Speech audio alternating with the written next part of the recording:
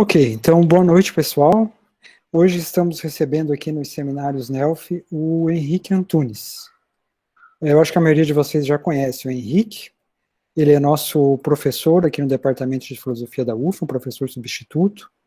O Henrique possui graduação em Filosofia pela Universidade Federal de Minas Gerais e mestrado e doutorado em Filosofia pela Universidade Estadual de Campinas. O Henrique estuda principalmente lógica, né, atuando principalmente nos temas de filosofia da matemática, lógica matemática, lógica para consistente e lógicas da consistência ou inconsistência formal. Hoje o Henrique vai falar para nós sobre extensões de primeira ordem das lógicas de evidência e verdade. Você está pronto para começar, Henrique? Perfeito, César. Assim. Então a palavra está contigo. Obrigado. Então, eu queria agradecer primeiramente ao César pelo convite, tá? Fico muito honrado. Acho que vai ser ótimo falar aqui, agradecer a presença de todo mundo, né, o Ederson, que fez o cartaz aí, essa obra de arte, e todo mundo, todos que estão presentes. Eu vou começar a falar, quer dizer, eu espero cumprir o horário aqui de meia hora, tá, gente? Vocês me desculpem já de antemão se eu não conseguir, mas não vou passar muito. E o que a gente vai conversar hoje, né, o que eu vou falar hoje é um pouco o que eu tenho feito, em particular, com o Abílio, né, em trabalho em colaboração com o professor Abílio, com o Walter, lá da Unicamp, também com o Marcelo, com o Andreas Kapsner. Esse é um trabalho que a gente tem feito. Eu peguei um pouco o bonde andando, para te falar a verdade. A ideia das lógicas da evidência e verdade já estavam sendo trabalhadas antes, né, e o Abílio, a gente conversou, o Abílio deu a proposta fez uma proposta de continuar trabalhando, e uma das coisas que ainda não tinha sido feita nessa área, né, era estudar versões de primeira ordem dessas lógicas, chamadas lógicas da evidência e verdade. A gente vai falar sobre elas, e a gente conseguiu algumas coisas. Em particular, a gente conseguiu formular um sistema correto, completo, de uma lógica particular, a lógica chamada QLET-F. E é isso que eu vou falar, quer dizer, em parte, sobretudo, os resultados que a gente alcançou nesse trabalho, nessa pesquisa. E tem uma coisa que tem intrigado a gente, na verdade, e que eu gostaria também de apontar. Justamente o objetivo aqui final, né, oficial, digamos, é indicar o que a gente quer fazer nesse sentido, tá? Então, em parte é explicar o que a gente já fez, em parte é apontar a direção na investigação dessas versões de primeira ordem, dessa família de lógicas sobre as quais a gente vai falar, tá bom? Bom, então eu vou começar, na verdade, apresentando já o problema, né, e depois a gente vai desdobrar os elementos que estão presentes com cuidado, falar qual o objetivo das lógicas da evidência, a interpretação informacional, semântica de Kripke, tudo que foi feito até agora, tá? Mas as lógicas da evidência e verdade, né, elas foram pensadas para formalizar o comportamento dedutivo da noção de evidência positiva e negativa, né? E a ideia central aqui é que nessas lógicas a gente não tem, como na lógica clássica, por exemplo, preservação de verdade, mas preservação de evidência, tá? E nessas lógicas a gente tem cenários que podem ser paracompletos ou paraconsistentes, tá? Uma das coisas que é característica dessa família de lógicas, né, que são parte dessa família maior de lógicas, que é conhecida como as LFIs ou LFIUs, dependendo da característica, né, as lógicas da inconsistência formal, é que elas rejeitam certos princípios característicos da lógica clássica, em particular o princípio do terceiro excluído, né, que aparece aqui nesse quadro, e também o princípio da explosão. No entanto, né, essas lógicas também, que são lógicas que remontam lá ao trabalho do Newton da Costa, na década de 70, 60, mas essas lógicas também têm um recurso para poder recuperar esses princípios em determinadas circunstâncias, né? Então, o que acontece nas LFIs, por exemplo, ou nas LFUs primeiro, né, é que, embora o princípio do terceiro excluído não vale em geral, né, para fórmulas que são sinalizadas ou prefixadas por esse operador aqui, cuja interpretação varia, tá? para fórmulas que estão no escopo desse operador, a gente tem, então, a recuperação do princípio do terceiro excluído. E a mesma coisa vale também para o princípio da explosão, né? Embora o princípio da explosão não vale em geral, para fórmulas que são prefixadas por esse operador bola, ou círculo, a gente tem a recuperação do princípio de explosão. Tá? Então, mas isso ainda não diz qual que é importante, qual que é a interpretação pretendida dessas lógicas, né, em termos de evidência. Depois a gente vai ver um pouco mais sobre em termos de informação. Mas aqui eu só estou querendo arrumar o palco para colocar o problema. Tá? Bom, o que aconteceu de 2 anos para cá, né? Quer dizer,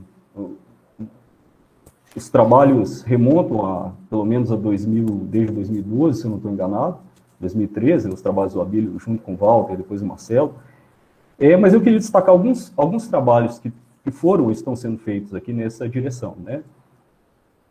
Então, tem trabalhos, foram apresentados sistemas de dedução natural para 2 dessas lógicas que são conhecidas como LET-J e LET-F, tá? Eles foram propostos, os sistemas de dedução natural foram propostos e investigados nesses trabalhos aqui, que agora eu não lembro quais são sobre interpretação probabilística, se eu não me engano, e o outro trabalho é o nosso trabalho sobre semântica de cripto, tá? Ou não. Enfim, depois eu confiro. Vai estar a referência lá no final. Também a gente propôs, eu, o Abílio, o Walter e o Andreas Kapsner, a gente também fez um trabalho onde a gente propôs semânticas de cripto para ambas essas lógicas, tá? LET-J e LET-F, em suas versões proposicionais ou sentenciais. E agora, um trabalho que a gente está desenvolvendo, que está submetido, na verdade, a gente também mostrou como a segunda dessas lógicas, a lógica LET-F, pode ser estendida a um sistema de primeira ordem com identidade, tá? Na verdade, o foco principal desse trabalho que a gente submeteu e está esperando a revisão, né, os referidos, é apresentar, em primeiro lugar, claro, a versão de primeira ordem dessa lógica, mas na medida que a gente foi estudando isso, surgiram algumas questões interessantes, tá? Em particular, o que a gente notou, né, que a gente conseguiu observar, que ao apresentar uma semântica para essa lógica, que é LET-F, a gente notou que existe uma maneira super geral, eu não saberia dizer nesse estágio da pesquisa o quão geral ela mas parece se aplicar a diversas lógicas, de se formularem semânticas para lógicas diversas, tá? Clássicas, inclusive para a lógica clássica, mas também para várias lógicas não clássicas conhecidas, que é um método que combina a semântica de valorações, que a gente vai ver logo, mais uma interpretação polar das letras de predicado. Tá? A ideia, vai ficar mais clara depois, é que as letras de predicado são interpretadas em termos de extensões e anti-extensões. Tá? Nesse trabalho, o que a gente fez? A gente não só provou a completude dessa lógica, que é LET-F, mas a gente também apresentou semânticas em termos desse método geral, né, que combina anti-extensões e valorações, para FDE, versões de primeira ordem de FDE, da lógica do paradoxo, LP, K3, e um caso limite, inclusive, para a lógica clássica. Tá? É uma semântica estranha para a lógica clássica, tem coisas, mas é correta e completa. Tá? E quando a gente estava aplicando, e naturalmente, quer dizer, esse método é mais geral que isso, tá? Esse método pode servir para a gente apresentar semânticas corretas e completas para várias outras lógicas. Como eu disse, a gente ainda não sabe a extensão disso, né? Mas parece que tem uma aplicação suficientemente ampla, tá? Inclusive, por exemplo, para uma lógica que eu estudei bastante, que é a LF1, BS4, tá? Então tem várias lógicas que a gente poderia também aplicar esse método geral. Bom, agora, quando a gente estava estudando fazendo essas provas, estudando, apresentando a semântica, refinando, a gente notou uma coisa curiosa, né? Foi depois de muito murro em ponta de faca, de bater a cabeça, que a gente entendeu que tinha uma coisa acontecendo. E que, na verdade, a gente ainda está tentando investigar, e esse é o objetivo central, como vocês vão ver no final da fala. Mas a ideia é que esses sistemas LET-F, LP, K3, quando estendidos para o caso, para a lógica, para uma versão de primeira ordem, né? Inicialmente a gente pensa que essa é a regra de introdução do quantificador universal, tal como ocorre na lógica clássica, na lógica intuicionista e diversas outras lógicas, né? Naturalmente, quando a gente estava fazendo pesquisa, a gente pensou, é isso, né? Não vai ter problema, né? Lembrando que aqui tem algumas restrições com relação à ocorrência do x em A, mas, enfim, não vem ao caso. Mas a gente notou que a gente não conseguia fazer a prova de provar a completude dos sistemas, né, em particular do sistema Q-LET-F, adotando essa regra, né? E a razão pela qual isso ocorre é que, na verdade, a gente não consegue provar algo que é semanticamente válido naquela lógica, que é uma versão inferencial do axioma do domínio constante, que é esse esquema aqui. Quer dizer, aqui a gente tem que supor que a variável x não ocorre na fórmula B, tá? Então, esse esquema, que é conhecido como axioma do domínio constante, né, tem uma relação com a lógica intuicionista, ele é semanticamente válido, mas ele não pode ser demonstrado se a gente tiver um sistema com essa lógica. E ele não pode ser demonstrado porque a gente provou que ele não pode ser demonstrado. Quer dizer, na verdade, isso é uma prova que o Abílio fez, né, usando cálculo de sequentes. Está lá um esboço dessa prova nesse artigo que a gente submeteu. Tá?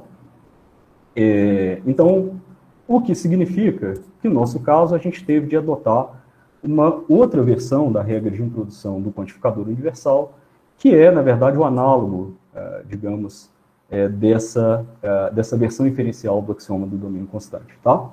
Bom, a gente, só para dar os devidos créditos, né, a gente não tirou, no momento que a gente estava fazendo isso, a gente não simplesmente chegou a essa regra, né, quer dizer, essa regra já aparece num trabalho do Priest, que é o Power Consistent Logic, tá? Quando ele está dando um sistema de dedução natural para a FDE, para a versão quantificada de FDE. Então a gente se inspirou nessa ideia, se inspirou na prova de completude que ele dá, mas naturalmente também o Priest se inspirou em outros trabalhos que a gente só agora está começando a ter contato. O Abílio comentou comigo os trabalhos do Thomason, né, que já são bem mais anteriores, são bem mais anteriores. Mas, de qualquer forma, a ideia é que com essa regra no lugar, quer dizer, adotando essa regra no lugar da introdução linha do quantificador, a gente tem um sistema correto completo. Tá? E como eu disse, a gente ainda está querendo entender o porquê disso. Né? Então, dada essa situação, nesse estágio da pesquisa que a gente chegou, as perguntas e os objetivos que a gente tem agora, na verdade, são dois, basicamente são dois objetivos. O primeiro deles é formular semânticas de Kripke com domínios variáveis para as versões de primeira ordem de todas essas lógicas que eu mencionei até agora. Tá? Isso por quê? Porque esse esquema aqui não vale em semânticas de Kripke com domínios variáveis. Tá? Não é à toa que ele é conhecido como axioma do domínio constante.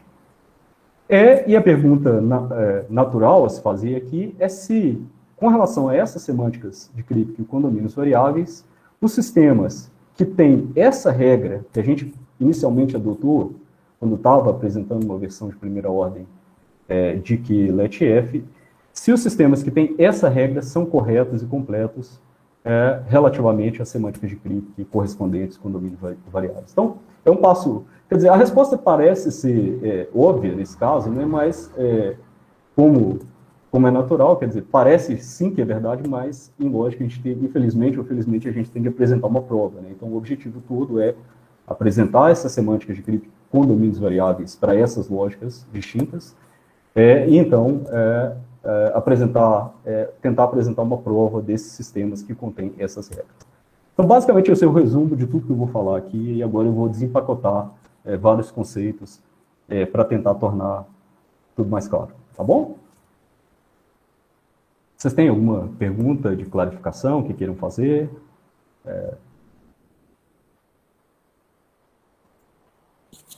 Por enquanto, tudo tranquilo, Henrique. Tá. Eu tomei a liberdade, César, desculpa, é só para, eventualmente, se alguém, não entendi esse pontinho, para não prejudicar, acompanhar depois, tá? Mas eu imagino que as questões mais... Tu prefere as questões agora, durante a tua fala, ou... de clarificação, eu acho que é legal, quer dizer, para não prejudicar alguém que, eventualmente não peguei esse ponto. Tá? Mas aí, Então, se alguém quiser fazer uma pergunta, então é só abrir o microfone ou levantar a mão. A gente passa a palavra. tá. Obrigado, Stas. Então, o plano aqui, gente, é simples, né? Quer dizer, vou falar agora mais detalhes sobre as lógicas da evidência e verdade, vou explicar como que a interpretação se dá em termos da semântica de valorações, que é a semântica inicial que foi dada para essas lógicas. Eu vou apontar um pouquinho as características das regras de dedução natural, falar muito breve sobre o que a gente fez ao propor as semânticas de Kripke para essas lógicas. E aí eu vou fazer uma apresentação um pouco mais detalhada sobre a versão de primeira ordem da lógica LET-F, tá?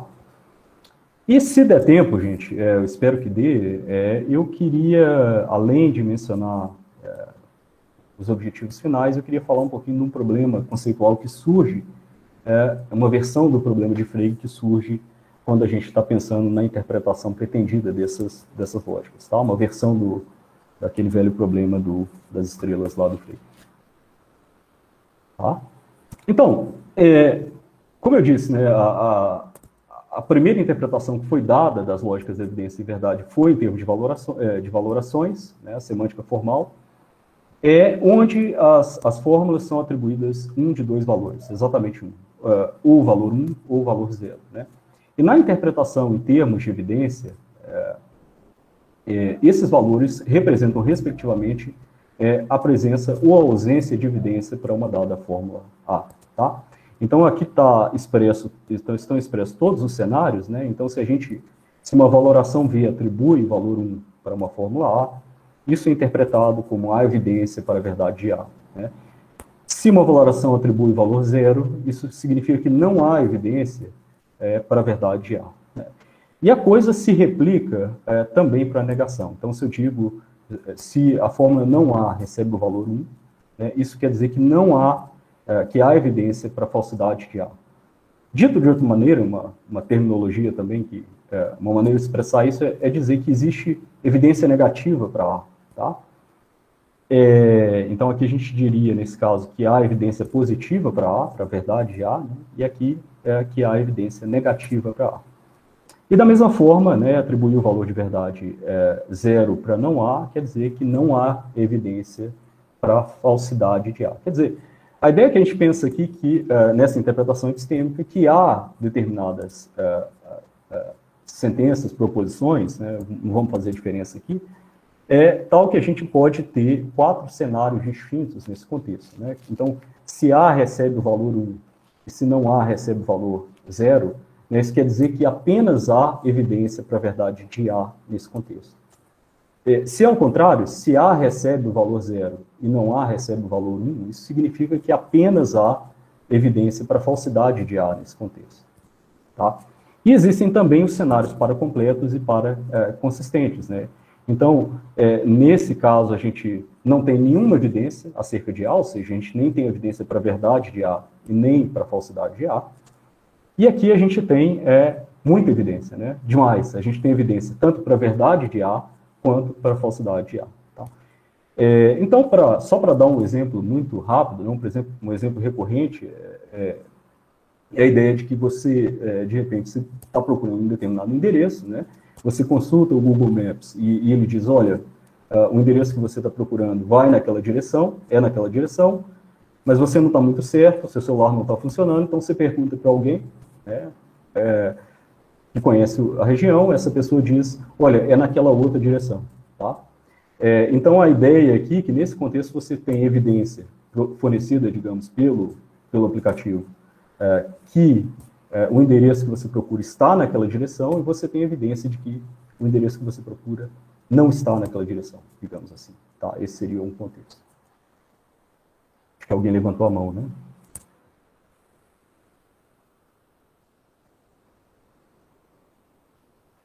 Não vi. Alguém levantou a mão?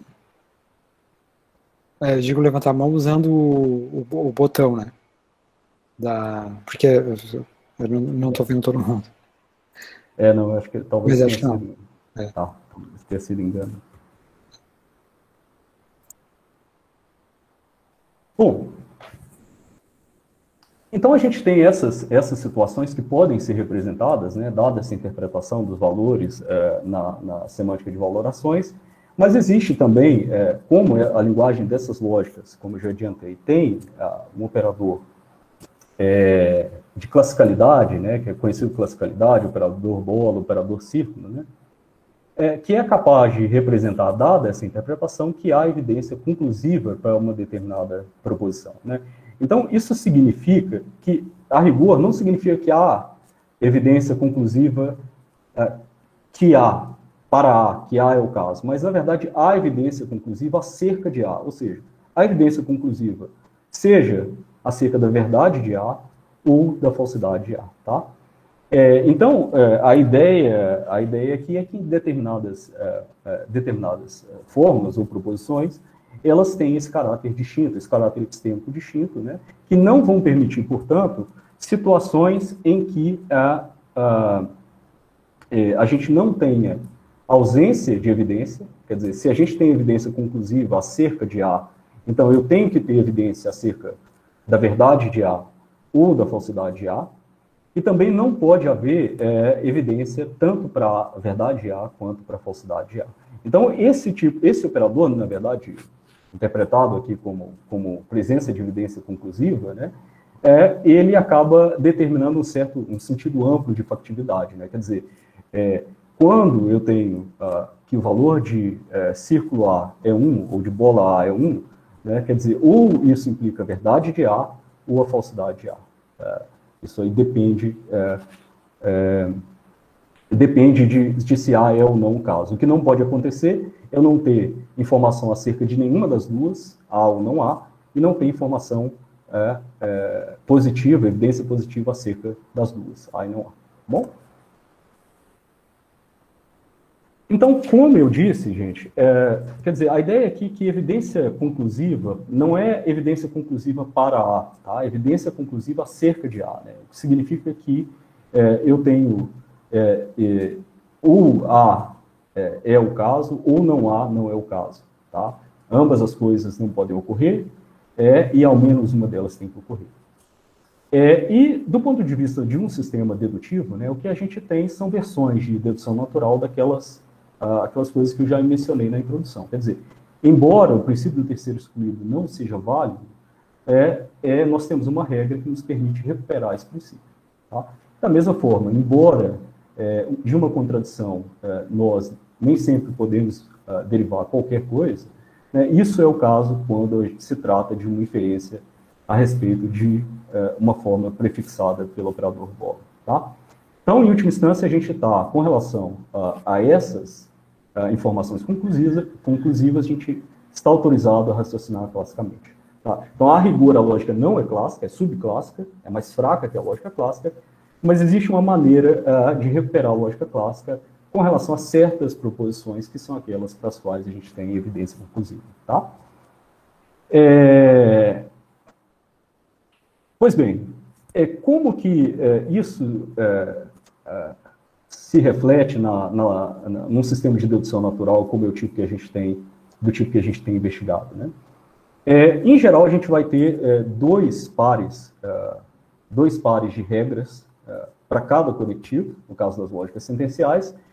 Então, portanto, para a lógica, para a conjunção, por exemplo, a gente vai ter um par de regras para a introdução da conjunção, ou para a introdução da conjunção e para a introdução da conjunção negada, e a gente vai ter um par de regras para a eliminação da conjunção e a outra regra para a eliminação da conjunção negada. Né? Então, isso aqui está exemplificado, isso se repete para todas as outras regras. Tá? Então, por exemplo, aqui, essas regras no lado esquerdo são as usuais da lógica clássica.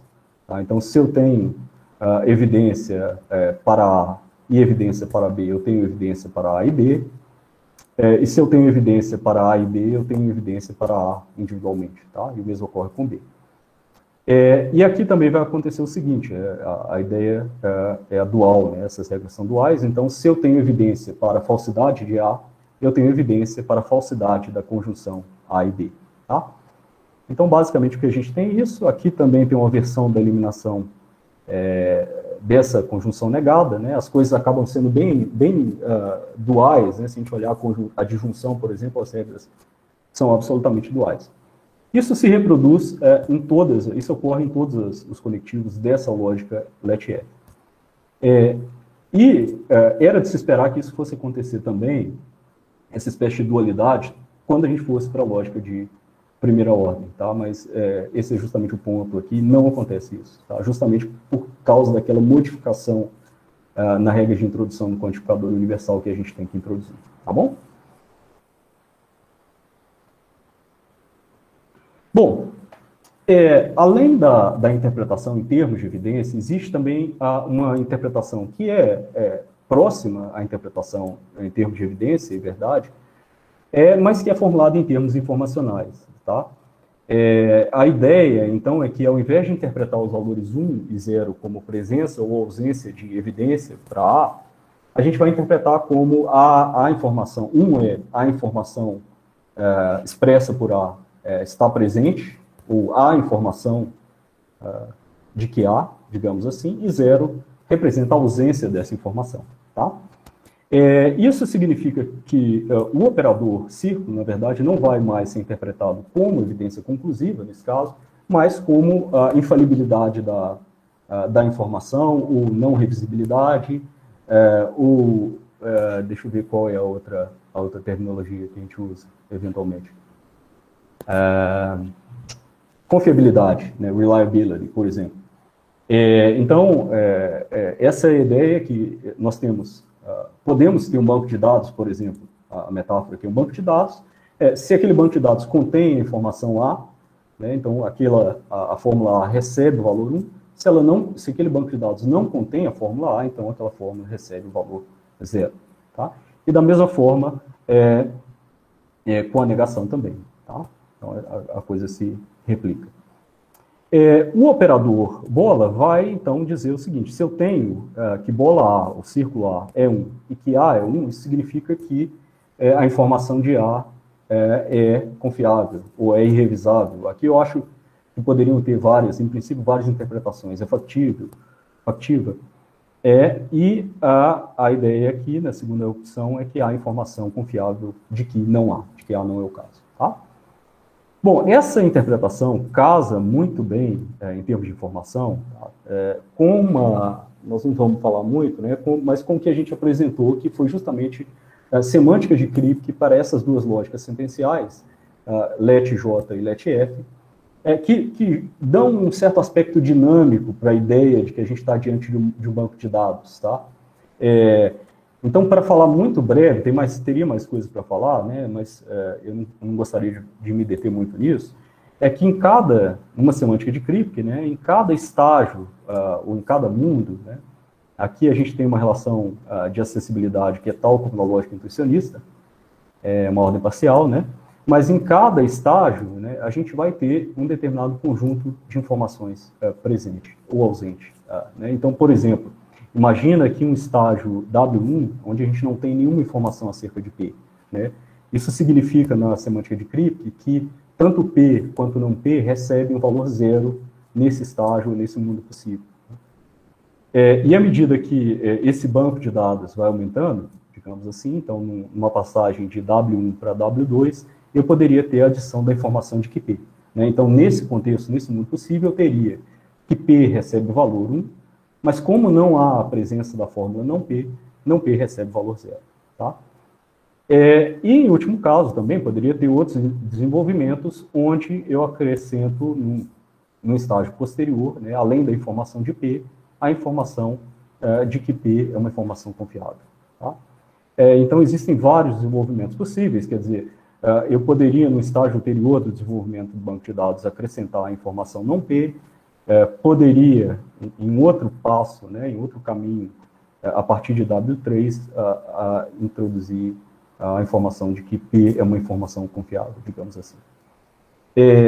Existem algumas coisas que a gente tentou investigar nesse caso, né, para a lógica LET-J, por exemplo, a gente precisa adotar uma cláusula de persistência, né, onde os valores semânticos das fórmulas num estágio persistem através da relação de acessibilidade. Já para a lógica LET-F, a coisa não é tão... é mais delicada, porque, a rigor, a lógica não precisa, né, tecnicamente falando, ela não precisa de uma semântica de Crick. Tudo que a gente faz pode ser feito inteiramente com uma semântica extensional. LET-J também, tá? Mas tem algumas, com relação à implicação, tem algumas coisas que deveriam ser levadas em consideração. Mas a proposta para a gente apresentar a semântica de Kripke para a lógica LET-F é que ela tem um certo papel heurístico de representar, representar esse aspecto dinâmico dos bancos de dados, tá? Inclusive, a gente pode impor várias cláusulas de persistência diferentes que a gente não perde a completude ou a correção nesse caso, tá? Bom, então até agora foi todo um resumo do que foi feito em lógica sentencial, né? E agora passando propriamente ao trabalho que foi feito em lógica de primeira ordem, a gente focou, dentre as lógicas da evidência e verdade, nessa lógica aqui, LET-F, que é a versão de primeira ordem com identidade da lógica LET-F, tá? Só para dar uma rápida ideia do que acontece na semântica de primeira ordem dessa lógica, é que a gente tem dois componentes, tá?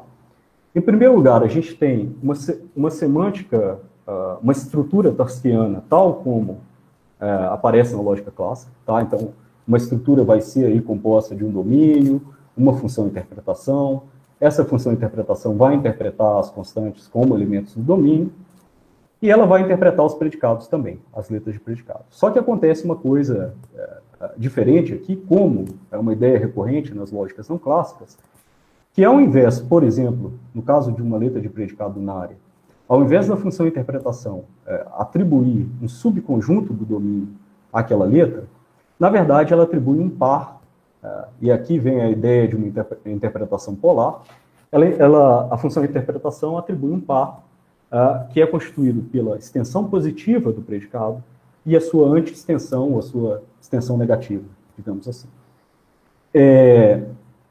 E nesse caso dessa lógica, isso aqui vai ser importante daqui a pouquinho, no caso dessa lógica, a única condição que a gente tem é que esses dois conjuntos que são atribuídos a uma letra de predicado binária, eles têm que ser subconjuntos do domínio. Podem ser iguais ao domínio, essa união aqui pode ser igual ao domínio? Pode.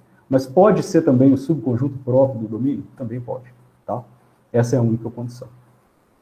E uma outra condição, que talvez não seja tão importante aqui para a gente, mas é que a gente precisa garantir que todos os pares ordenados de um elemento do domínio com ele mesmo pertencem à extensão positiva ou extensão da identidade. Isso é para garantir que a identidade se comporta de fato como identidade, né? Que aqueles princípios da identidade, autoidentidade, indiscernibilidade dos idênticos vai valer, tá?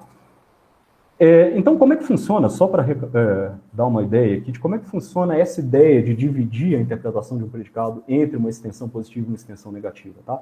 Intuitivamente falando, quer dizer, a ideia é que as coisas que estão na extensão positiva do predicado são aquelas que satisfazem aquele predicado, né?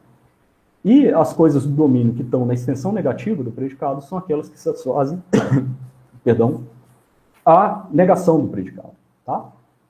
Então, se a gente for olhar esse diagrama aqui, vai ficar muito claro a representação de gramática aqui. Quer dizer, a gente tem aqui o nosso domínio da estrutura tarskiana, tá?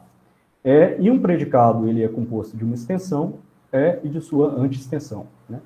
Vejam que, primeiro, tem dois aspectos importantes aqui. É que a união desses dois conjuntos, a extensão e a anti-extensão, não precisa exaurir o domínio como um todo, tá? Então, tem áreas aqui que estão em aberto.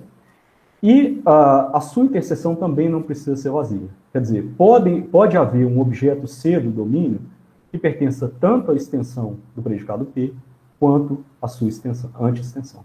Tá? Então, nesse caso desse diagrama que eu acabei de apresentar, né, a gente vê que como A só está na extensão do predicado P, isso significa que PA vale nessa estrutura, mas não PA não vale. Por que não PA não vale? Porque A não aparece na anti-extensão do predicado. Tá? Bom, B, por outro lado, que está na anti-extensão do predicado B, né? Então, não PB vale, mas PB não vale. Por quê? Porque B apenas está aqui e não está na extensão do predicado. Agora, a gente tem os casos para completos e para consistentes. Quer dizer, veja, D não está nem na extensão e nem na anti-extensão do predicado. Então, isso significa que nem PD e nem não PD valem nessa estrutura. E, por outro lado, C está na interseção dos dois, ou seja, ele pertence tanto à extensão quanto à anti-extensão de P. Então, portanto, isso significa que PC e não PC vale. Então, a gente teria aqui, numa estrutura como essa, um cenário para consistente, portanto, né, contraditório, na verdade, porque a gente teria que PC vale e não PC vale, e com relação a essa fórmula, a gente teria uma situação de incompletude. Tá? A ideia básica é essa. O que acontece nas lógicas ulteriores, que a gente considerou, né, LP, K3, ou mesmo a lógica clássica, é que a gente impõe algumas restrições com relação às relações entre a extensão e a anti-extensão de um predicado e obtém uma lógica ou outra. Por isso que o método é muito geral, porque basta trabalhar um pouco nessas relações entre extensão e anti-extensão. Então, assim, só para resumir, em QLET-F vale tudo, digamos assim. A gente pode ter que a interseção dessas duas coisas não é vazia, e a gente pode ter que a união delas não é igual ao domínio, porque podem ter coisas externas. Né? Então, eu tinha dito, gente, que a gente tem aqui, portanto, o primeiro componente são interpretações no sentido, são estruturas no sentido tarskiano, né? Com essa modificação, que as letras de predicados são interpretadas em termos de pares, de pares constituídos de extensões e anti-extensões, esse é o primeiro componente, mas existe também um segundo componente que é necessário para fornecer uma semântica para essas lógicas, que é uma valoração. Quer dizer, a gente não pode, assim como a gente faz na lógica clássica, né, quando a gente sai do nível sentencial para o nível de primeira ordem, abrir mão das valorações. E a razão para isso é que, numa lógica não determinística, como é o caso de QLET-F, eu já vou falar um pouquinho mais sobre isso, nem sempre as estruturas por si só não são capazes de determinar os valores de verdade, os valores semânticos, para ser mais preciso, de todas as fórmulas. O que acontece é que em uma lógica como o LET-F, por exemplo, que é essa lógica no nível proposicional, né, a gente não tem como, essa lógica não determinística, porque nem sempre acontece dos valores das subfórmulas de uma fórmula dada determinarem o valor semântico daquela fórmula. Então, por exemplo, mesmo em LET-F, mesmo que a gente saiba que o valor de P é 1 e o valor de não P é 0, isso não determina que o valor de bola P seja 1. A princípio pode ser 1 ou 0. Tá? Então, isso é uma característica dessa lógica e de muitas outras lógicas. Henrique, o Lian levantou a mão. O Lian, Alô? você pode abrir isso, pode abrir o microfone e falar.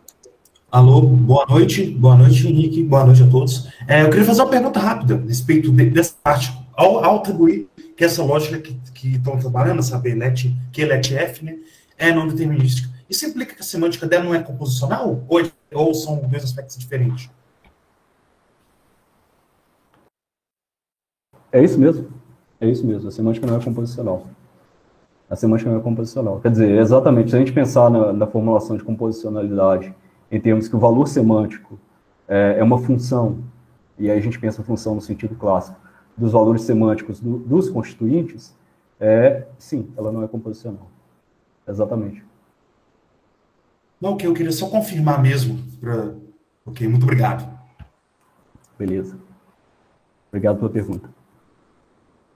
Então, a gente vai ter esses dois componentes, tá? Quer dizer, a gente vai ter uma estrutura do estilo tarskiano, isso é uma estratégia que foi proposta lá pelo Marcelo, pelo Tarcísio e pelo Podiak, né? Tem um trabalho que eu não está citado aqui, mas quem quiser eu posso passar, né? Eu tenho esse artigo. Mas essa técnica de combinar essas duas coisas, né? Uma estrutura clássica nesse sentido, mas ao mesmo tempo usar as valorações que estão lá presentes nas lógicas não determinísticas, tá? Bom, agora caminhando um pouquinho um pouco mais para coisas... Eu não vou ficar muito preocupado com isso, tá? Quem quiser acessar os slides pode me pedir. Mas a ideia é que a gente vai, então, suplementar uma estrutura com cláusulas que dizem qual é o valor semântico das fórmulas atômicas, por exemplo, né? Então, veja, uma fórmula atômica do tipo P, letra de predicado, seguida de N constantes, né, vai ser 1 se a N núcleo ordenada pertence à extensão positiva do predicado P. Tá? E a negação dessa fórmula atômica vai ser 1 se a núcleo ordenada correspondente pertence à extensão negativa. Tá? Essas cláusulas também são cláusulas que já aparecem na versão sentencial dessa lógica. Tá? E o que muda, na verdade, são os quantificadores. Tá? Para os quantificadores, a gente também vai ter uma interpretação similar à dos conectivos, no sentido que os conectivos vão ter, cada um deles, uma cláusula para o conectivo, para a fórmula onde ocorre o conectivo, e para a fórmula negada. Tá? Então, vai acontecer a mesma coisa no caso dos quantificadores. Tá? Então, naturalmente, uma fórmula quantificada vai receber o valor 1 numa estrutura, se todas as suas instâncias receberem 1. Tá? Uma fórmula existencialmente quantificada vai receber 1, se ao menos uma instância dessa fórmula receber 1. Tá? E a negação ocorre de maneira dual aqui, quer dizer, 11 e 12 são duais e 10 e 13 são duais. Então, por exemplo, olha só, a negação de um existencial vai receber 1, se todas as instâncias da fórmula A negada receber 1 para todos os indivíduos do domínio, e assim por diante. Tá? Aqui a gente tem aqui, na verdade, duas cláusulas técnicas, são necessárias em virtude, sobretudo, do caráter não determinístico dessa lógica. Tá? Então, a gente precisa garantir, para fazer a coisa funcionar, a gente precisa impor essas duas condições que eu imagino que não venham tanto ao caso aqui. Bom, o que acontece, só para expor a generalidade desse método, é que se a gente adotar essa mesma semântica, exatamente essas cláusulas que foram colocadas aqui, com exceção, primeiro, daquelas cláusulas semânticas que dizem respeito ao operador bola, tá, o operador círculo, e também eliminando aquelas cláusulas que eu acabei de falar que são específicas, que têm um papel técnico, a gente acaba com um framework geral para dar semânticas, para fornecer semânticas para FDE, versão de primeira ordem, para LP, para K3, inclusive para lógica clássica. Tá? O que muda em cada caso? O que muda em cada caso, se a gente for considerar essas lógicas distintas, são as relações entre a extensão positiva e a extensão negativa que vai ocorrer em cada interpretação. Então, por exemplo, na lógica FDE, nessa versão quantificada da lógica FDE, a gente tem a mesma situação, a mesma relação entre extensão positiva e negativa que ocorria em QLET-F. Então, basicamente, o que acontece em QFDE, né, na lógica da versão quantificada da First Degree Entailment, é que a gente simplesmente tira essas cláusulas que estão riscadas aqui. Bom, LP, a gente tem uma exigência adicional. LP não é uma lógica para completa, então a gente exige que para todo predicado da linguagem ele seja interpretado tal que a sua extensão e a sua anti-extensão sejam iguais ao domínio. Quer dizer, nada pode ficar fora da união da extensão com a anti-extensão. Mas isso não significa, no caso de LP, que a gente não possa ter uma interseção entre essas duas coisas que seja não vazia. Tá? No caso de K3, a gente não faz essa exigência, quer dizer, podem ter coisas que não estão nem na extensão, nem na anti-extensão de um predicado, mas a sua interseção tem que ser vazia. Um predicado, digamos, não pode ter instâncias contraditórias, se a gente quiser dizer dessa maneira. E a lógica clássica é a mais restrita de todas. Tá? Se a gente fizer essa imposição, a gente vai obter a lógica clássica. Então, em último caso, o que acontece aqui é com aquelas regras semânticas, né, eliminando aquelas que não dizem respeito sobretudo, ao aspecto, ao operador bola, que ocorre apenas na lógica QLET-F, né, e mudando um pouco a relação entre a extensão e a anti-extensão de um predicado, a gente acaba obtendo, então, essas diferentes lógicas. E a prova de completude, na verdade, é exatamente igual. A gente aproveita tudo que foi feito, né, e simplesmente faz uma pequena modificação a partir dessas restrições que estão aqui apresentadas. Tá? Bom, agora chegando mais já para finalizar a fala, né? Não sei, César, quanto tempo que eu tenho? Na verdade, isso já está falando há 40 minutos. Tá. Mas, Tá. se querer finalizar em mais uns 5 ou 10 minutos, acho que tá de bom tamanho ainda. Tá bom, tá. Peço desculpas. Eu me empolgo e perco bastante tempo. Tá interessante. Tá bom. Então, assim, sem querer correr, né, eu acho que já fiz aquela introdução inicial, já dá para ver onde que o problema vai aparecer. É que a gente não conseguiu provar, e não é possível provar a completude dessa lógica QLET-F, e nem das lógicas que a gente acabou de considerar, tá, se a gente adotar a regra usual da introdução do quantificador universal, mas a gente tem que adotar, na verdade, essa outra versão. Tá? Só para notar que se a gente adotar essa versão da lógica da regra da introdução do quantificador universal, a gente consegue provar essa. Então, a gente não perde nada a rigor, tá? Mas o contrário não vale. Então, acontece o seguinte, por que a gente tem que adotar essa regra? Essa era a pergunta, né? A gente tentou provar a completude do sistema com a regra usual, era o que a gente pensava que ia dar certo, não deu certo. Aí, depois de muitas falhas, muito papel na lixeira, a gente acabou decidindo olhar com mais cuidado e viu que, na verdade, a gente deveria adotar essa versão da regra de introdução.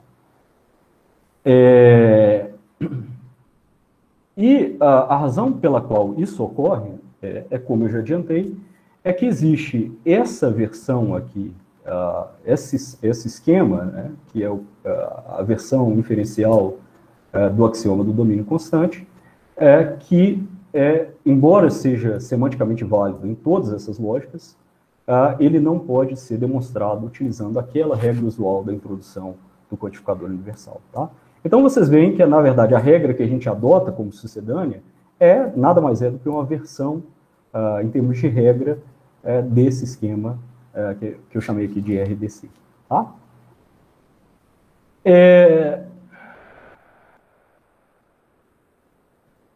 Bom, o que acontece com aquele esquema é que ele é inválido em semânticas de Kripke, para a lógica intuicionista, por exemplo, que tem um domínio variável. Tá? Isso significa que numa semântica de Kripke, com essa característica de ter domínio variável, você tem uma variação de domínio. Tá? Então, isso está exemplificado aqui, no caso em que eu tenho um modelo que tem os mundos W1 e W2, numa semântica de Kripke com domínios variáveis, eu poderia ter o domínio desse mundo constituído só de A, e o domínio do mundo W2 varia, sendo constituído, nesse caso, de A, dos indivíduos A e B. Tá?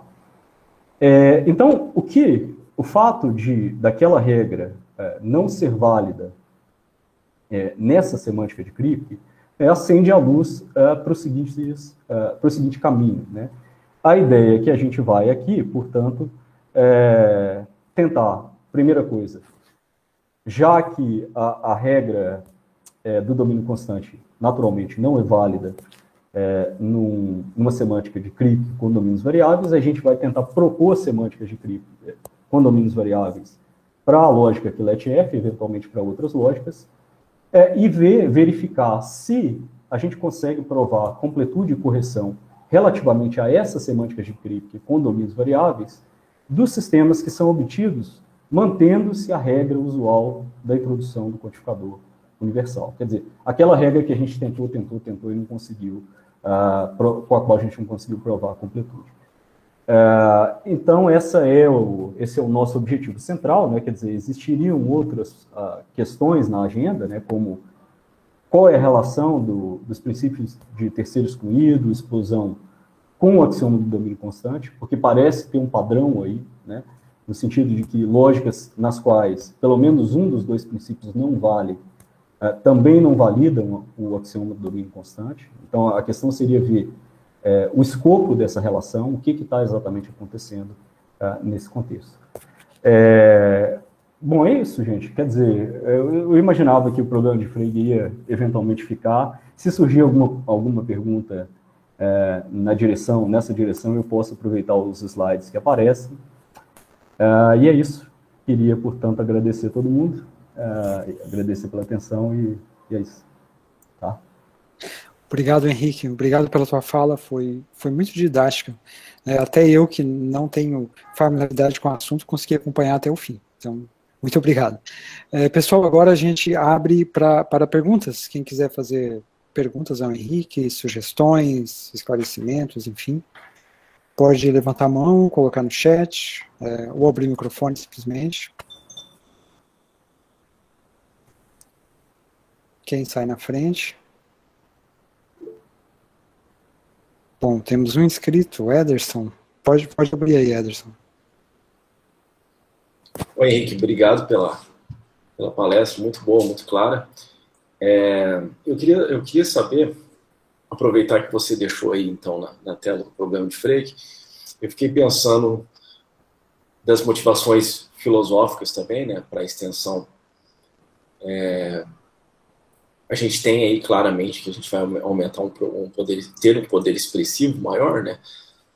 Mas quais seriam, então, o ganho, né, além da expressividade? Vocês conseguem resolver algumas coisas a mais com a parte codificacional? E daí, aproveitando, então, o ensejo do seu slide, fiquei curioso para saber do problema de Frege também. Tá, bacana. Ederson, então, eu acho que essa proposta, claro, a gente tem aqui também um interesse técnico, né? E eu acho que, assim, o interesse técnico, no meu caso, por exemplo, foi muito instrutivo, porque tem outras motivações filosóficas e outras lógicas que estão nessa família que eu ganhei um certo esclarecimento dessa questão, mas eu diria que a questão das motivações faz sentido quando a gente pensa nessa interpretação informacional, tá?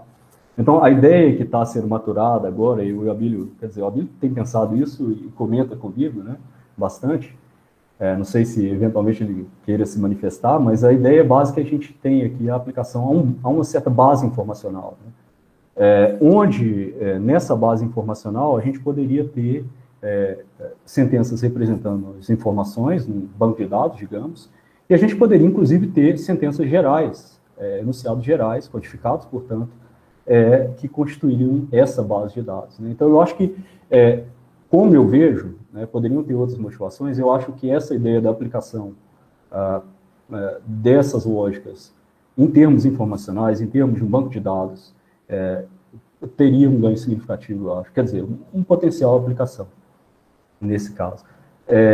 Agora, para além, quer dizer, a questão técnica foi bastante esclarecedora também, quer dizer, dá um norte de como é que essas coisas estão se relacionando. Tá?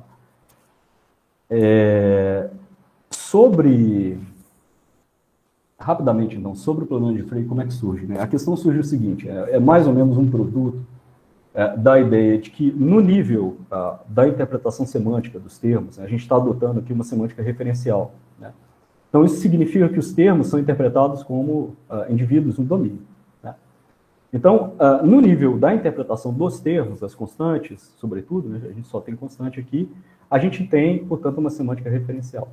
O problema é que a interpretação no nível das sentenças não é extensional, ou não é informacional em termos epistêmicos.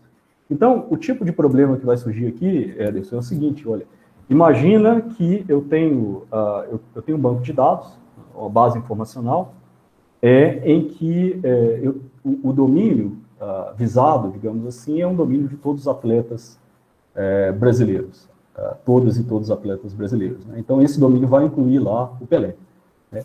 E imagina que eu tenho na minha linguagem um termo para o Pelé e eu tenho um termo representando o Edson Arantes, né? Então, a ideia é que eu poderia, em princípio, pensando numa situação, uma determinada situação de incompletude de informação, né, eu poderia ter informação de que Pelé é um jogador de futebol no meu banco de dados, mas não tem informação de que que Edson é um jogador de futebol, né?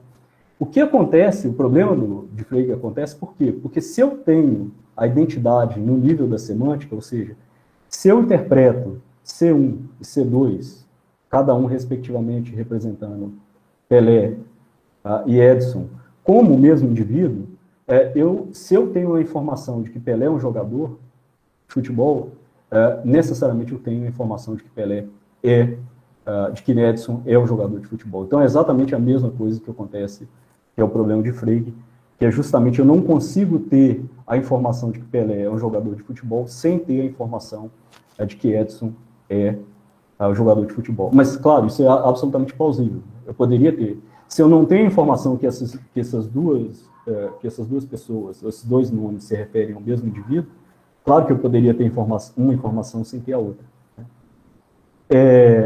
Possíveis soluções, né? Uma delas, a gente abordou as duas, há controvérsias aí, mas a gente poderia adotar uma semântica não referencial, tá? Então isso seria uma maneira que, na verdade, fez, mas está no papel, está na gaveta. Isso significa que a gente não tem interpretação dos termos como indivíduos, a gente simplesmente tem uma atribuição de valores às sentenças atômicas, e aí a coisa funciona tal como foi apresentado aqui. E a outra ideia é a gente abrir mão de uma interpretação esperada do domínio, né? Quer dizer, a ideia é o seguinte: se o banco de dados não reconhece Pelé e Edson como a mesma pessoa, a gente deveria adotar referentes distintos para essas duas constantes.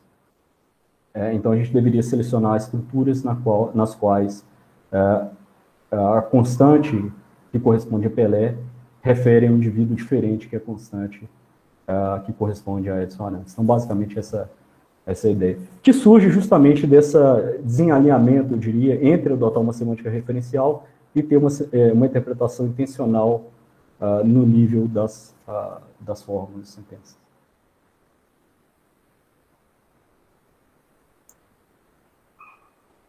Satisfeito, Ederson? Sim, sim. Obrigado, Henrique. Obrigado, César. Tá, então agora aqui na minha lista eu tenho mais 3 pessoas, que seriam o Lian, o Jonas e o Guilherme. Então acho que o Lian pode começar. Não, como a minha questão é um pouco mais lateral, embora seja dentro da discussão, eu queria passar a minha vez para ser o último, por favor. Tá, então na sequência que eu tenho aqui é o Jonas. Oi, César. Bem, obrigado, Henrique, pela tua fala. Eu passo a minha pergunta também porque você acabou respondendo já quando tratou do problema de Frege. Eu ia perguntar exatamente sobre se vocês não iam levar em consideração a possibilidade de falha ou falta de evidência em casos de identidade. Então, como você já acabou de tratar do problema e mencionou as dificuldades, então você já acabou respondendo aquilo que eu ia perguntar, tá? Obrigado. Obrigado, Jonas. Tá, então é a vez do Guilherme. Olá, beleza? Bom, muito obrigado pela apresentação, Henrique. Boa noite para todo mundo também.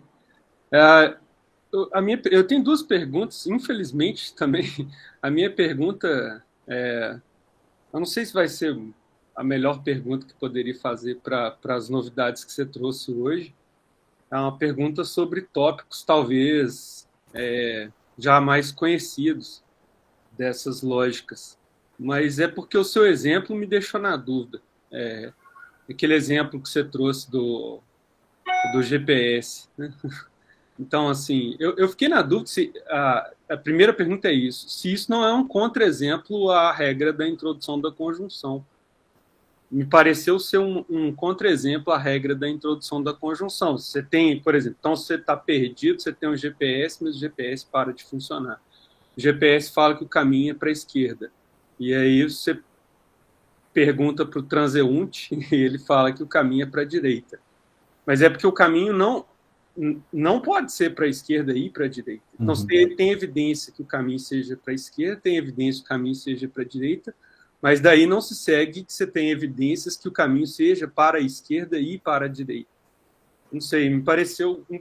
E aí eu fiquei pensando se isso não poderia se alastrar, assim, porque de fato é disso que você depende para a conjunção produzir os casos relevantes para a consistência, né? Conflito de evidência. Mas, enfim, essa, como eu disse, uma pergunta que talvez não faça tão justiça às novidades que você trouxe. A segunda, rapidão já vou jogar, porque é uma coisa bem simplória mesmo. Assim, eu acho que eu meio que bobeei na hora que você apresentou a semântica de Kripke ponto a ponto. Como que fica as fórmulas com o operador bola na semântica de Kripke nessa história? Porque, em particular, eu sempre tive curiosidade de entender como é que ia funcionar isso com reiteração do operador bola. A princípio, está permitido de construir fórmulas que o operador bola reitera, né? Então, bola A, por exemplo. Né? É um caso, pelo menos a princípio, parece estranho como que interpreta essas coisas, e eu queria ver na semântica de Kripke. Tá. Muito obrigado pela apresentação aí. Não, ótimo, obrigado a você, Gui. Não, então, sobre a questão da interpretação da conjunção, eu sei que tem todo um debate sobre isso. Eu já vi várias pessoas apontando exatamente esse mesmo ponto. Não sei se o Abílio teria alguma coisa a dizer, mas eu, com relação a esse ponto, eu realmente ainda não entendi a resposta do... Quer dizer, eu não sei, eu acho que em algum momento eu confesso que eu entendi essa dificuldade, quer dizer, que a lógica não deveria ser por essa mesma razão adjuntiva. Né? Então, sim. Agora, o que me ocorre, na verdade, é que isso não parece ser um problema para a interpretação em termos de informação. Quer dizer, porque, veja, a ideia, o que me ocorre, já pensei sobre isso, é que se a gente adotar a interpretação em termos de informação, quer dizer, se há informação de A e há informação de B, por que não eu não posso fazer a conjunção? Qual seria a razão de não?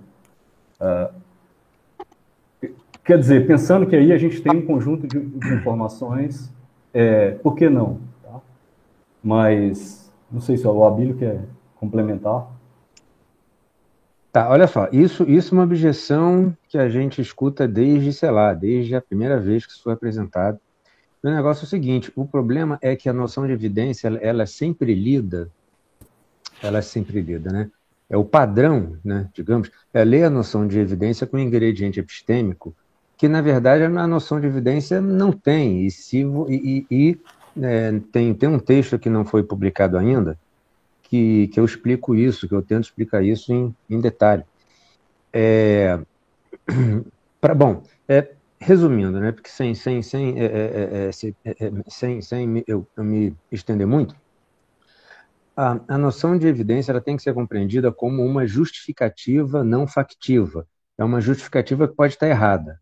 Né? Então, se você tem uma justificativa para A e você tem uma justificativa para não A. São justificativas que, claro, se você tem uma alegada justificativa para A e uma alegada justificativa para não A, pelo menos uma delas tem que ser uma justificativa não factiva, tem que ser uma justificativa que não carrega a verdade, que não é uma boa justificativa.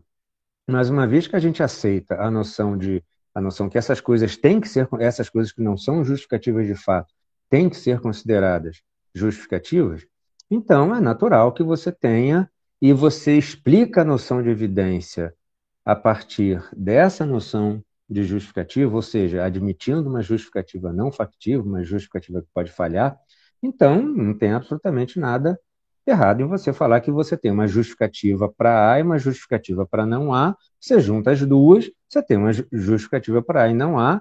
Bom, as duas juntas ou separadas, isso é meio... Você até pode conceber uma maneira de imaginar as duas justificativas juntas. Imagina que as duas são documentos que você bota numa mesma pasta, né? Então, elas estão juntas, a pasta é justificativa para as duas coisas. Mas isso não tem problema. Por quê? Porque a noção de fundo é uma noção de uma justificativa não factiva. Mas então o que acontece quando você tem uma justificativa desse jeito? Opa, é que tem alguma coisa errada, a gente tem que investigar mais. Né? Claro que se você tem evidência para A e não A, isso significa que tem alguma coisa errada, né? Aquela evidência não pode ser conclusiva.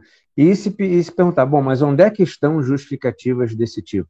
Gente, na internet, o tempo todo dia, quando a gente abre o jornal, ainda mais no meio do contexto que a gente está vivendo hoje, a gente encontra justificativas contraditórias, né? Contraditórias no sentido de, supostamente, elas pretendem justificar proposições contraditórias e elas estão lá, né? Quer dizer, não adianta você colocar uma um critério epistêmico e falar, não, aquilo não é justificativa. Não, você não consegue tirar aquilo do banco de dados. Você abre a internet e você continua encontrando aquelas coisas.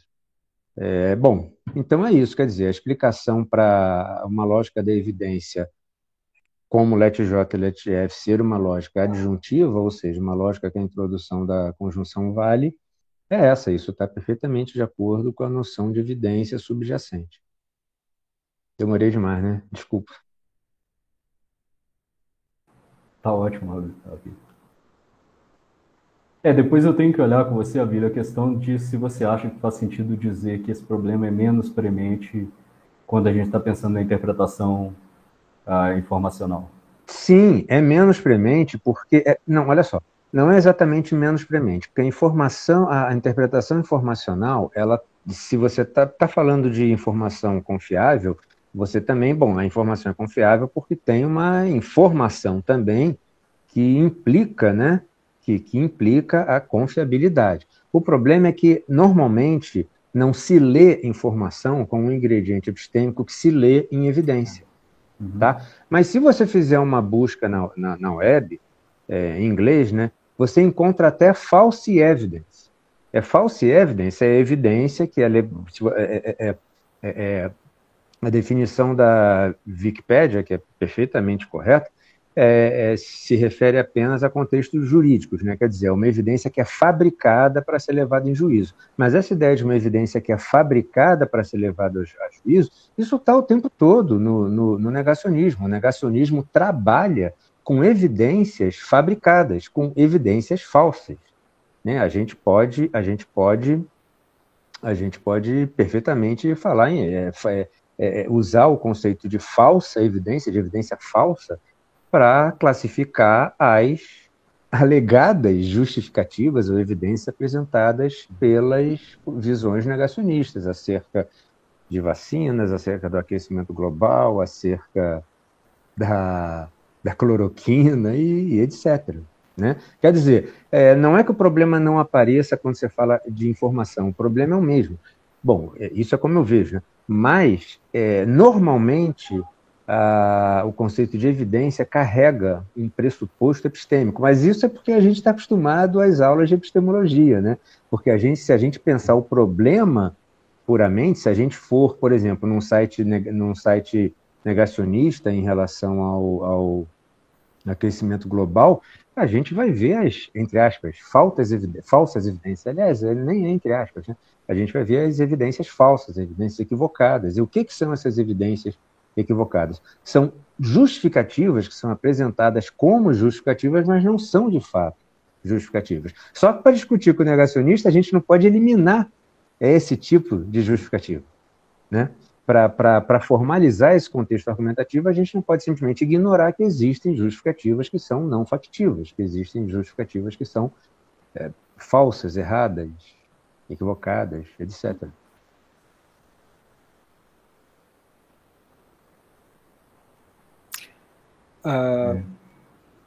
Desculpa aí. Não, aqui tem uma pergunta do Guilherme, que ficou pendente, a segunda. Eu vou tentar responder rapidinho, só para a gente não... Tá, se não importar. Guilherme, a história, na verdade, sobre relação à interpretação disso em semânticas de Kripke é um pouquinho complicada, porque, como eu tinha dito, quer dizer, num certo sentido, a rigor para a lógica LET-F, a gente não precisa de semântica de Kripke. Quer dizer, a ideia é que a gente tem ali uma certa heurística que vai ajudar a representar esse aspecto dinâmico. Agora, a interpretação que a gente forneceu, né, isso foi mais ou menos, foi uma sugestão lá do Kapsner para o Abílio, era que o operador bola tivesse um comportamento modal, né? Então, isso significa, por exemplo, que para a bola A valer no mundo W1, então a ideia é que em todos os mundos que são acessados por W1, a gente vai ter que ter um de dois casos. Ou A é 1 e não A é 0, em todos os casos, em todos os estágios que são acessados pelo que o W1 acessa, ou a gente vai ter a situação inversa. Não A é 1 e A é 0. Quer dizer, agora, como eu disse, a situação é complicada, por quê? Porque a rigor essa interpretação, a gente verificou isso, não é necessária. A gente poderia ter uma interpretação extensional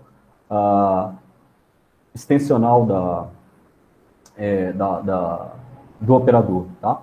Mas a intuição que a gente tinha é que se a gente tem uma evidência conclusiva, né, para A, por exemplo, quer dizer, em todos os estágios futuros dessa pesquisa, ou do desenvolvimento de um banco de dados, né, a gente vai continuar tendo informação para A e ausência de informação para não A, ou o contrário, em todos os outros estágios. Essa era a intuição que a gente estava tentando recuperar. Agora, continua sendo não determinístico. Mesmo na semântica de Kripke, a gente não tem nenhuma condição semântica para introduzir, para dizer quando que bola A vale num determinado estágio, tá? Então, a gente continua tendo só uma direção da cláusula semântica. Tá? Perdão, César.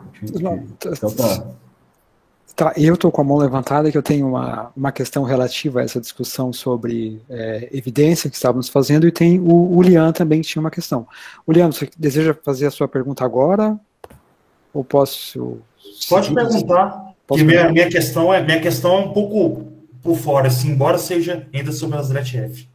Tá, então o Abílio e o Henrique estavam falando em resposta ao que o Guilherme colocou, né, aquela situação de que você tem duas evidências conflitantes, e eu entendi a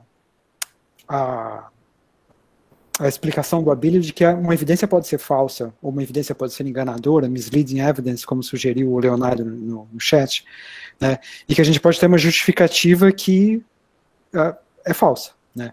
Ok, isso tranquilo. Mas, assim, pensando intuitivamente como a gente funciona com evidências, né, eu recebo uma evidência, ou algo que eu acredito ser uma evidência, né, uma informação a respeito de algo. Então eu estou acreditando naquilo, aquela situação que o Guilherme colocou. Eu estou na rua e eu pergunto em que direção eu devo seguir para ir até o teatro, por exemplo. Aí me diz, siga a direita para ir até o teatro. Ok. E logo mais na frente, então eu tenho evidência para seguir a direita, né? Logo mais na frente eu consigo abrir o meu celular, vejo no GPS e vejo que, na verdade, eu tinha que seguir a esquerda para ir ao teatro, né? Então, o que acontece nesse caso? Não é que eu tenho agora evidência para ir à direita e evidência para ir à esquerda, para essas duas proposições. É que essa nova evidência, ela é um derrotador da evidência anterior, né? É um defeater, né? Então, eu ficaria sem evidência para aquilo. Então, tranquilo, as evidências são falíveis, né? A evidência pode ser falsa. Mas quando eu fico sabendo que uma evidência é falsa, ou que alguma justificativa está errada, né, eu não mais tenho aquilo como uma evidência, né? Eu derroto aquela informação, eu anulo ela, né? Então, ok, o sistema pode não modelar isso, né? Você opta por não modelar essa dinâmica de como as evidências se dão, né? Mas eu acho que, se a gente for pensar sobre o fenômeno da evidência, ele... de fato, o que acontece é que uma evidência anula a outra, né? Você tem um derrotador. Agora, vocês têm aí uma questão de ter uma evidência conclusiva, né, que é ligada a esse operador bola. Então, talvez, nesse caso, a coisa seja um pouco diferente, né? Da evidência conclusiva, ela não poderá ser derrotada, né? E aí, se você ter evidência conclusiva para A e evidência conclusiva para não A, aí eu acho que a gente tem o caso onde está para ali, né? Não tem mais como derrotar. Daí sim. Era isso. Exato. Não, ótimo. Obrigado, César. Quer dizer, eu não sei novamente o que o Abílio teria a acrescentar. Quer dizer, assim, uma outra linha de resposta que eu penso acerca disso também, César, é que talvez a gente esteja focando muito em casos onde a gente tem situações explícitas de contradição, né? Então, talvez uma maneira de entender isso, claro, esses problemas são colaterais, são problemas, a gente deve reconhecer, mas talvez a gente também tem que entender que as informações conflitantes vão surgir depois de um processamento dedutivo da informação que inicialmente nem parece ser contraditória. Então, assim, eu acho que diria uma saída, e que não é ignorar o problema, mas é dizer que talvez a gente esteja focando muito em situações em que explicitamente recebe informações contraditórias, e lembrando que, eventualmente, a gente pode obter, quer dizer, um conjunto de informações que a gente não sabe as consequências, a opacidade inferencial aí, né? A gente não sabe as consequências lógicas, mas que, em última instância, a gente acaba reconhecendo como tendo, ou veiculando informação contraditória ou tendo evidência contraditória. Eu acho que isso poderia ser uma linha de resposta a isso. E sim, com relação ao seu outro ponto, quer dizer, se a gente tiver evidência conclusiva e evidência para A e evidência para não A, ou a gente tem uma explosão, né? Então isso é absolutamente inaceitável, a menos que a gente queira incorrer em trivialidade. Posso acrescentar? Veja, o exemplo que você deu, ele é uma ilustração dessa leitura de evidência com ingrediente epistêmico. É justamente um exemplo disso, é um exemplo de como as pessoas, em geral, são inclinadas a lerem a evidência dessa forma. Mas veja, evidência, ela é explicada de uma maneira, ela é explicada do ponto de vista objetivo, ou seja, não é um agente que aceita alguma coisa como evidência, tá? Ou seja, o conceito de evidência ele não pressupõe nem implica uma atitude doxástica do agente em relação àquela proposição. Veja, isso é absolutamente plausível. Se você abrir a internet, tem 2 sites muito interessantes para a gente ilustrar isso sobre o aquecimento global. O IPCC e o NIPCC. O IPCC é um site ligado à ONU, né? E o NIPCC é negacionista.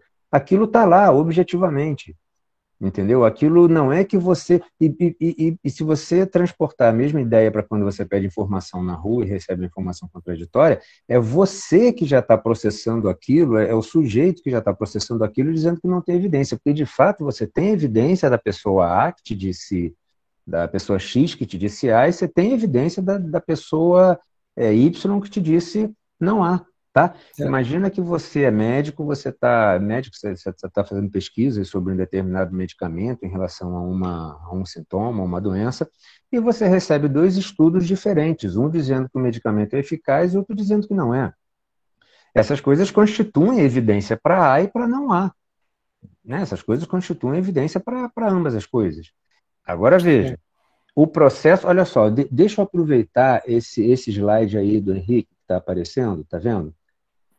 Que tem os modelos de crítica proposicionais. Então, vejam, ali você tem o mundo W5, a W5, né? Está muito pequenininho, mas é o W5, né? Onde você tem a contradição, né? Certo? Está vendo a contradição no W5? Bom, como é que você sai de um estágio desse? As lógicas da evidência-verdade, as LEDs, elas não foram concebidas para você... elas funcionam como se fossem retratos de determinados estágios, tá? Como é que você corrige a informação? Porque é um fato, né? Se você tem informação contraditória, mais adiante você vai querer corrigir essa contradição e, eventualmente, apagar uma das duas. Mesmo se você tem informação confiável, eventualmente, mais adiante, essa informação, ou evidência que é conclusiva, eventualmente ela pode ser, a teoria pode ser alterada. Bom, mas as LETs não representam isso. O que representa isso o que é uma coisa que está ainda para ser investigada, qual é o nome? Meu Deus. Revisão de crenças tendo LETs como base. Então, ao invés de você ter a lógica clássica como uma lógica de base para revisão de crenças, você tem, por exemplo, a lógica LET-F, que é a que está representada nesse esqueminha, a LET-J também está representada aí, que é a lógica que está representada aí. Então, você tem, por exemplo, a LET-F como uma lógica de base, tá? E sobre a LET-F você faz uma teoria de revisão de crenças e aí sim você vai apagar a informação, transformar a informação conclusiva e não conclusiva, apagar a contradição, mas isso não é representado pela LET-F.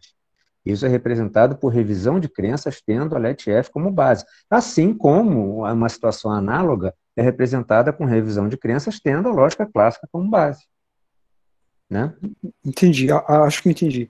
Mas então, só para colocar em outros termos, para ver se eu entendi mesmo, nesse sistema vocês estão representando evidência sem esse ingrediente epistêmico ao qual você se referiu, sendo esse ingrediente epistêmico, ao meu ver, o grau de confiabilidade da evidência, porque o grau de confiabilidade é que vai me permitir que uma evidência derrote a outra, como naquele exemplo da rua.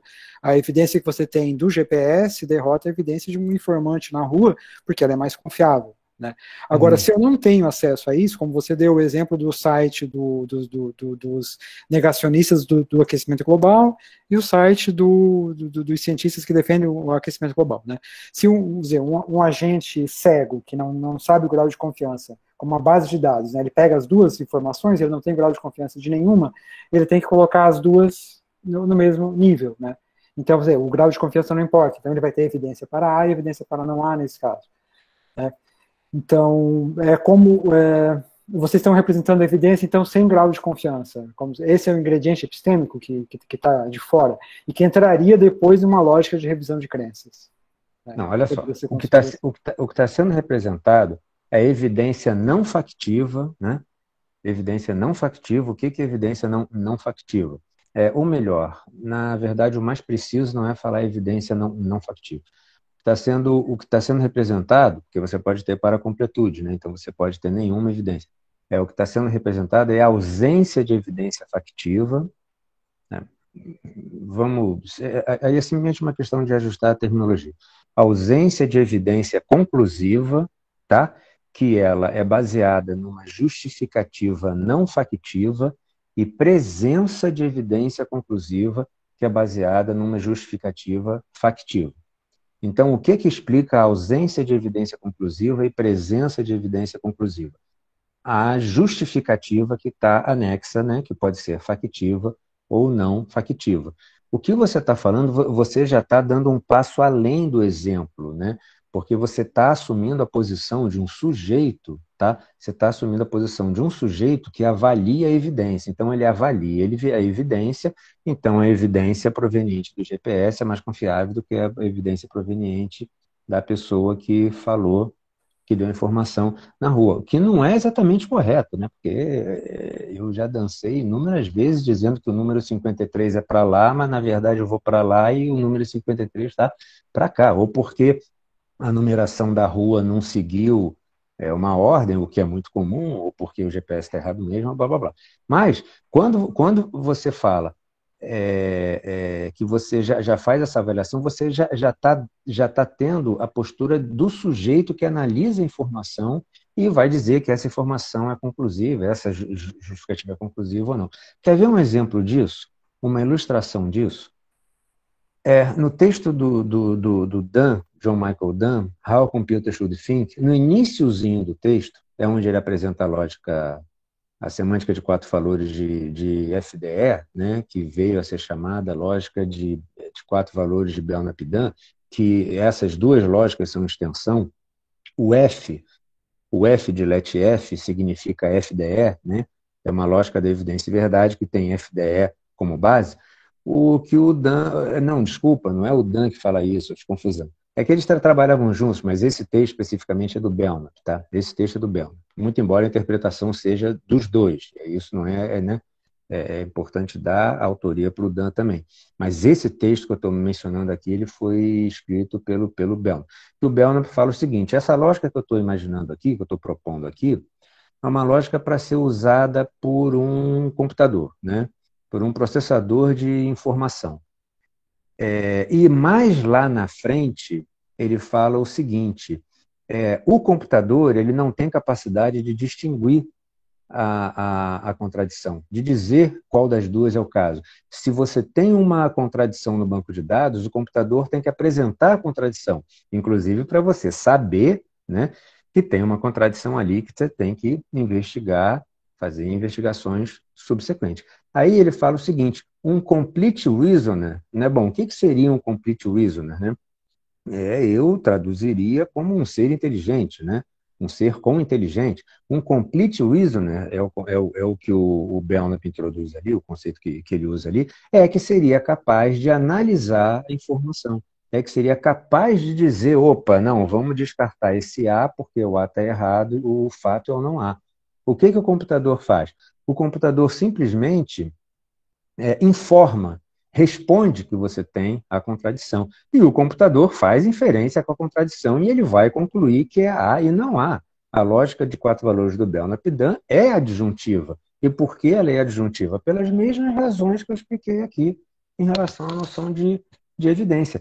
Quer dizer, quando você coloca isso, né, que o Dan chamou de, o Dan Belknap chamou de complete reasoner, né, que eu acho que a melhor tradução seria um ser inteligente, né, é que você insere esse ingrediente epistêmico, né, que vai estabelecer que aquela informação é conclusiva.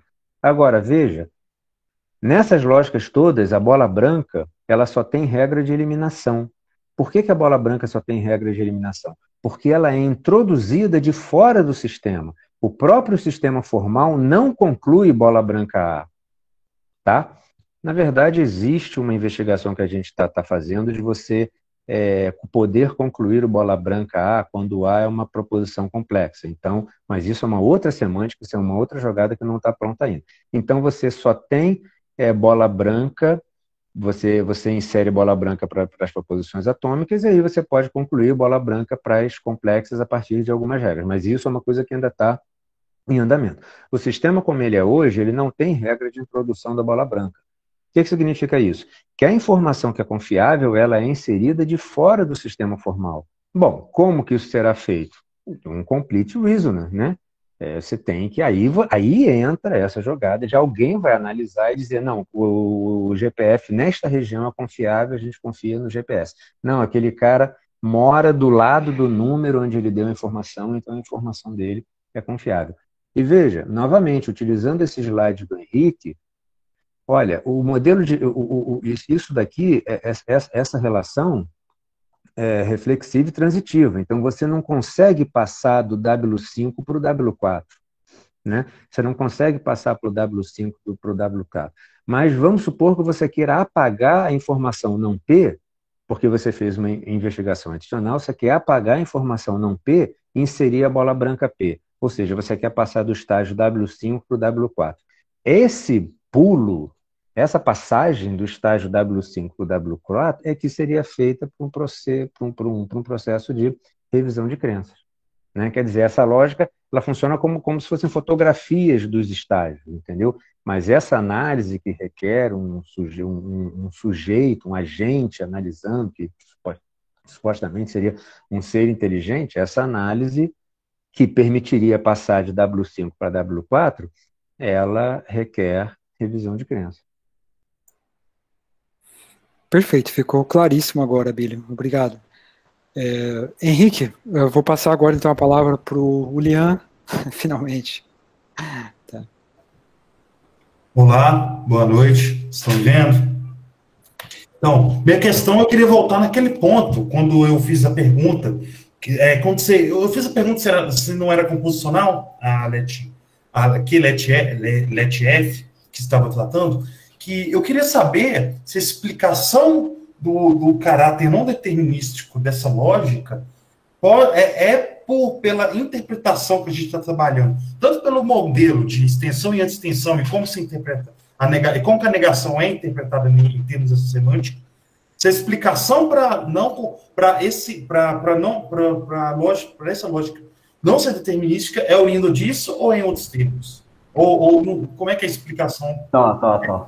Não, então, ótima pergunta, né? Então, o ponto é o seguinte, na verdade, a ideia de quando a gente adota extensão e anti-extensão, inclusive elimina um pouco o caráter, pelo menos nas fórmulas atômicas, né, quando a gente tem uma estrutura, ele elimina um pouco o aspecto não determinístico. Né? Porque o que acontece é o seguinte, quando a gente tem extensão e anti-extensão, quando a gente dá uma estrutura, independentemente de ter uma valoração, todas as fórmulas atômicas, nesse contexto, vão ter valores atribuídos.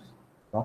O que acontece nesse caso do valor, o caráter não determinístico dessas lógicas, elas surgem quando a gente tem alguma presença do operador bola. Tá? Mesmo em fórmulas onde não ocorre bola, mas ocorre a negação, né, a gente vai ter um caráter determinístico. Agora, isso é consequência de um resultado geral, quer dizer, essas lógicas não têm semântica finita, mesmo que sejam muito multivaloradas. Tá? Então, você não tem como dar, quer dizer, não é um aspecto contingente dessa semântica. Tá? Elas não admitem uma semântica determinística. Até onde eu posso dizer, isso se aplica certamente a QLETF, mas você tem toda uma família de lógicas nessas LFIs que não admitem uma semântica finita determinística, né? Você vai dar lá uma tabela de verdade, com 1000, com 2000, não tem isso. Quer dizer, então acaba que esse caráter não é irredutível, né? Agora, nem toda LFI ou LFI é não determinística, né? A gente tem lógicas como LF1, BS4, que são determinísticas, lógicas que têm uma semântica trivalorada, 4-valorada. Então, assim, para resumir, né, resumo da obra, a ideia é que isso é um aspecto dessa lógica que vai aparecer tanto no nível proposicional quanto no nível de primeira ordem. E em virtude, quer dizer, o fator que determina isso é justamente, olha só, se você vê aqui, é justamente a cláusula para o operador bola. Por quê? Porque nesse caso, veja que a gente só tem a cláusula semântica é um sim, então. Quer dizer, se a gente tem que o valor semântico dela é 1, a gente vê qual que vai ser o comportamento de A e não A. Só que a gente não tem, como o Abílio acabou de notar, a gente não tem a direção inversa, né? Então, quer dizer, não há como reduzir o valor semântico ou analisar o valor semântico dessa fórmula aqui inteiramente em termos do valor semântico de A, né? Justamente porque a gente não tem essa direção contrária. Agora, isso é uma coisa que não dá para eliminar. Essas lógicas de fato, são não determinísticas e não tem como contornar. Tá? Ok, muito obrigado. Eu imaginava que a explicação seria mais geral do que a que eu tentei sugerir. Muito obrigado. E no mais é isso. Ótima apresentação. Compreendi muito assim, do projeto, embora eu tenha boiado em algumas tecnicidades. Muito obrigado. A apresentação e a toda a organização da apresentação também. Obrigado, Elian. Obrigado pela pergunta. Então, pessoal, temos mais alguma questão? Mais algum comentário?